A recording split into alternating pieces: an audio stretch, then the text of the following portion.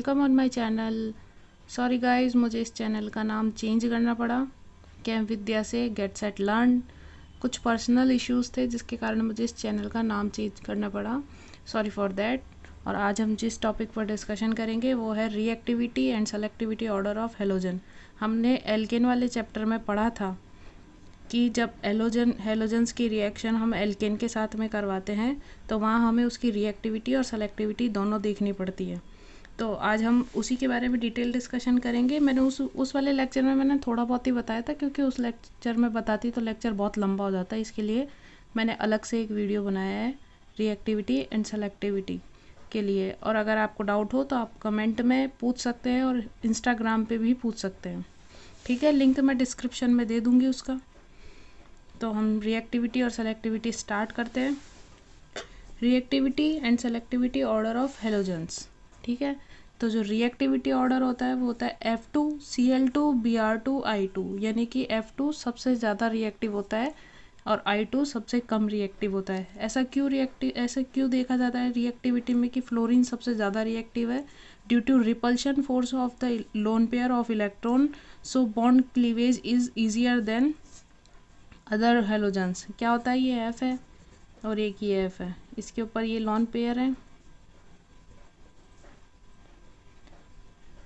तो ये क्या होता है, एटम बहुत छोटा स्मॉल साइज होती है, क्योंकि हमने देखा हुआ भी है जब हम पीरियोडिक टेबल में लेफ़्ट से राइट जाते हैं तो साइज़ छोटी होती जाती है और साथ में ही उसकी इलेक्ट्रॉन नेगेटिविटी भी बढ़ती जाती है। तो ये सबसे ज़्यादा इलेक्ट्रॉन नेगेटिव होता है, फिर उसके बाद ऑक्सीजन और फिर नाइट्रोजन आता है। इन तीन को हम मेनली देखते हैं इलेक्ट्रॉन नेगेटिविटी में। तो जो यहाँ पे फ्लोरीन है इसकी साइज़ बहुत छोटी होती है और इसमें लोन पेयर भी 3 इस पर है और 3 इस पर है, यानी 3 लोन पेयर्स होने के कारण इन सब में स्मॉल साइज़ के कारण लोन पेयर में रिपल्शन बढ़ जाता है, जिसके कारण ये बॉन्ड इजीली ब्रेक हो जाता है और ये इजीली नेगेटिव चार्ज बना लेते हैं और इनकी रिएक्टिविटी ज़्यादा हो जाती है। ठीक है, और I2 मैक्सिमम साइज़ होती है, इसकी मैक्सिमम होती है। तो इसके साथ देखें तो इसकी इलेक्ट्रॉन नेगेटिविटी फ्लोरीन से तो काफ़ी कम है और इसके पास साइज़ भी बहुत बड़ी है और इसके पास भी सेम वही लोन पेयर से जो फ्लोरीन के पास है, पर इसके पास वेकेंट ऑर्बिटल्स होने के कारण ये उसमें अपने इलेक्ट्रॉनों को सेफ रख लेता है और इसमें रिपल्शन बहुत कम हो जाता है, इसलिए ये लेस रिएक्टिव होता है। ठीक है, अब सेलेक्टिविटी देखते हैं। फॉर Cl2 ये दो ही मेन है जो अपने कोर्स में मेन ये इसी पे आता है। फ्लोरीन की सिलेक्टिविटी में तो हम देखें तो वहाँ हमें देखना नहीं पड़ता, क्योंकि फ्लोरीन तो बहुत रिएक्टिव होता है और आयोडीन होता है वो सेम एज Br2 होता है। तो Cl2 की देख लेते हैं और Br2 की देख लेते हैं। इन दोनों में तो ऑर्डर जो मेनली आता है वो 3 डिग्री 2 डिग्री और 1 डिग्री में आता है, लेकिन जो चेंज होता है वो होता है Cl2 में। तो उसके लिए 1 डिग्री 2 डिग्री 3 डिग्री, इसका मतलब क्या है, 1 डिग्री कार्बन 2 डिग्री कार्बन और 3 डिग्री कार्बन। ठीक है, 1 डिग्री 2 डिग्री एग्जाम्पल्स है हमारे पास आगे। इनका रेशो होता है 1:3.8:5 और Br2 के लिए होता है 1:82:1600।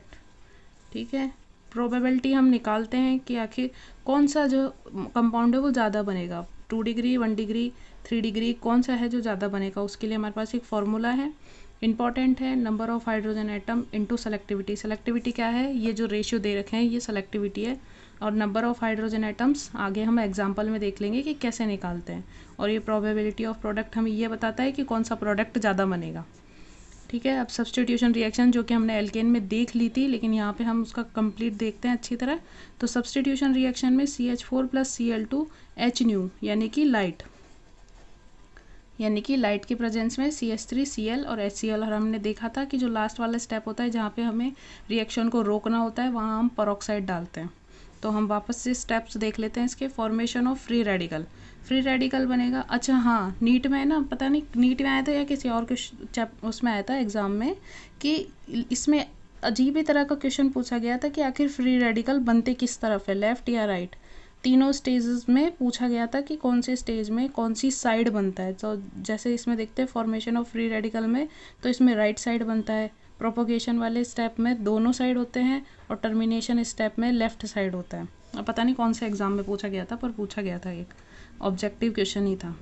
फॉर्मेशन ऑफ फ्री रेडिकल, ठीक है, Cl2 से Cl एक रेडिकल बन गया। प्रोपोगेशन चेन ग्रोथ स्टेप क्यों, क्योंकि इसमें चेन बढ़ रही है, मतलब कि चेन के आगे बढ़ने के प्रोसेस में। जैसे CH3 है, CH3 पे रेडिकल बन गया, तो जो रेडिकल है वो आगे Cl से जुड़ के चेन बढ़ जाएगी, तो ये प्रोपोगेशन स्टेप हो गया। Cl radical plus H CH3, ये जो CH4 था उसकी खोल के लिख दी फॉर्म, उसके बाद CH3 रेडिकल, ये ब्रेक हुआ, एक रेडिकल इस पे और एक रेडिकल इस पे, ये रेडिकल तो इसके साथ जुड़ के बॉन्ड बना लिया और HCl बन गया, और ये CH3 रेडिकल, ठीक है।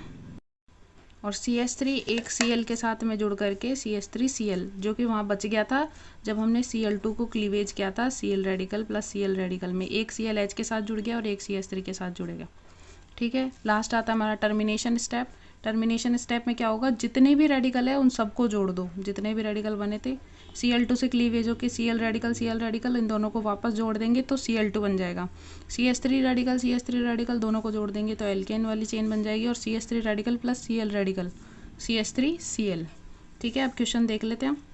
जब हमने इसके पास देखो, एक 1 डिग्री है, एक 2 डिग्री है, और ये वापस से 1 डिग्री है, ठीक है। तो इसके साथ हमें क्या जोड़ना है, Cl2, तो Cl2 को जोड़ेंगे तो इसका वही स्टेप्स, वही तीनों स्टेप्स होंगे।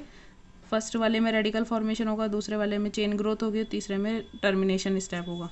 तो जो फर्स्ट में इसकी पूरी रिएक्शन होने के बाद हम देखते हैं कि एक डिग्री पे और 2 डिग्री, यानी 1 डिग्री और 2 डिग्री पे जब Cl जुड़ते हैं तो प्रोडक्ट्स ये बनते हैं। अब हमें क्या लगाना है, वो फॉर्मूला प्रोबेबिलिटी ऑफ प्रोडक्ट। तो वहाँ क्या थे, हाइड्रोजन एटम इनटू सेलेक्टिविटी। तो हम देखें प्राइमरी के लिए निकालते हैं हम प्रोबेबिलिटी ऑफ प्रोडक्ट्स। तो प्राइमरी के लिए कितने हाइड्रोजन है, 3 and 3, ये दोनों 1 डिग्री है इसलिए, तो यहाँ पे टोटल हो गए 6 इंटू सेलेक्टिविटी कितनी होती है 1 डिग्री के लिए 1, तो ये 6। 2 डिग्री के लिए देखें प्रोबेबिलिटी ऑफ प्रोडक्ट, कितने एटम्स, हाइड्रोजन एटम्स हैं 2, और होती कितनी है 3.8 सेलेक्टिविटी। इसको जब अब सॉल्व करेंगे तो 8 to the 16 7.6, यानी कि 2 डिग्री का ज़्यादा प्रोबेबिलिटी है 1 डिग्री से, ठीक है। अब हम इसकी परसेंटेज निकालते हैं, नेक्स्ट वाले में देखेंगे परसेंट कैसे निकालेंगे। नेक्स्ट वाले क्वेश्चन में जब हम देखते हैं CH3 CH2 वही क्वेश्चन है, सिर्फ Br2 जुड़ा है Cl2 की जगह। तो CH3 CH2 Br, ये 1 डिग्री हो गया और ये 2 डिग्री हो गया।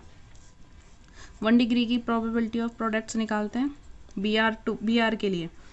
तो हाइड्रोजन एटम वही 6 इंटू 1 6, 2 डिग्री के लिए probability of product 2 atom into 82, 4 8 to the 16 164।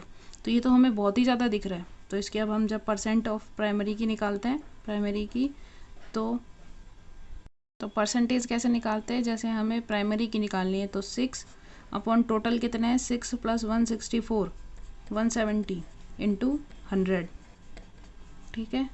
तो इसको सॉल्व करेंगे हम तो ये लगभग आएगा 3% के, ठीक है। और जब हम 2 डिग्री की परसेंट निकालेंगे तो 164 अपॉन 170 इंटू 100, और ये लगभग आ जाएगा 97%, यानी कि सेकेंडरी प्रोडक्ट मेजर प्रोडक्ट होगा एज कम्पेयर टू 1 डिग्री, ठीक है। नेक्स्ट बड़ा सिंपल सा है, वही है, बस प्रोडक्ट्स ज़्यादा है। प्रोडक्ट्स ज़्यादा क्यों हैं, क्योंकि चांसेस अलग अलग जगह पे अलग अलग है। ये प्राइमरी है, ये भी प्राइमरी है, और ये भी प्राइमरी है, लेकिन ये 2 डिग्री और ये 3 डिग्री, क्योंकि 1 2 3 कार्बन अटैच्ड है मेन कार्बन से, और इधर 1 2 कार्बन है, इसलिए 2 डिग्री। अब इसके प्रोडक्ट्स बनाए तो 1 पे जोड़ेंगे तो 1 पे वही कंडीशन बनेगी 1 डिग्री यहाँ जोड़ दो, यहाँ जोड़ दो, या यहाँ जोड़ दो, ठीक है। दूसरे में 2 डिग्री पे जोड़ेंगे तो ये 2 डिग्री और ये 3 डिग्री, ठीक है। अब प्राइमरी की प्रोबेबिलिटी निकाल लेते हैं, प्रोडक्ट ऑफ प्रोबेबिलिटी प्राइमरी की। कितने का हाइड्रोजन एटम है, 9 हाइड्रोजन एटम है और 1 है प्रोबेबिलिटी सेलेक्टिविटी, तो 9। 2 degree probability of product, 2 degree कितने हैं 2 इंटू क्या है क्लोरीन के लिए 3.8, 3 degree probability of product 3 degree के लिए। हाइड्रोजन एटम कितने हैं टोटल 1 और 5 सेलेक्टिविटी, ये 7.6 और ये 5। तो सबसे ज़्यादा प्राइमरी बनेगा, फिर सेकेंडरी और फिर टर्शरी चेंज हो गया यहाँ पे फॉर्मेशन चेंज 3 डिग्री सबसे ज़्यादा ब्रोमीन में होता है, फिर 2 डिग्री, फिर 1 डिग्री, लेकिन क्लोरीन में 1 डिग्री 2 डिग्री 3 डिग्री चेंज होता जाता है ये क्लोरीन के लिए। ब्रोमीन में तो नंबर ही इतना ज़्यादा है वो। लास्ट वाला क्वेश्चन Br2 के लिए और बड़ा सिंपल सा है। इस वाले क्वेश्चन को आप लोग मुझे सॉल्व करके कमेंट में परसेंट में बताना प्लीज़। इसकी परसेंट कितनी है और इसकी परसेंट कितनी है, दोनों की परसेंटेज कमेंट बॉक्स में मुझे बता देना, ठीक है। क्योंकि दोनों ही बहुत सिंपल, अब ये क्वेश्चन तो बहुत ही सिंपल है, उसके आगे ये हमारा 3 डिग्री है और बाकी सब 1 डिग्री है, तो ईजिली निकाल सकते हैं सब, ठीक है। Thanks for watching guys, and guys sorry for changing the channel name, and thank you.